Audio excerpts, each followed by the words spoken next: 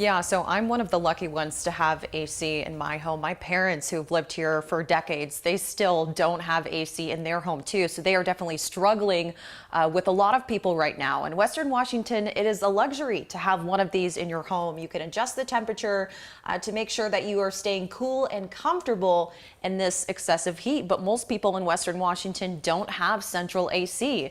And that's why people are doing everything they can right now to beat this heat and get it installed.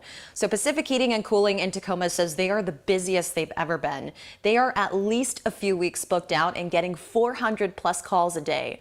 Some people are frustrated with AC companies because they are just so busy they won't get AC installed right away. But these companies say you should definitely keep trying. The weather in the Pacific Northwest, I've lived here all my life, and it's changing. It feels hotter, and I feel like even if you can't get it this year, it's going to be the same next year. We're going to have another hot spell, and you're going to want to be able to sleep at night. Like many industries, they are also having to deal with a distribution shortage, making things even more challenging. And for people who do have central AC, they want you to know that AC systems here in Western Washington are not built like they are in Arizona and not able to handle the excessive heat we are seeing. So at some point, you've got to give your AC a break and set the thermostat to like 75 or 78 instead of 70.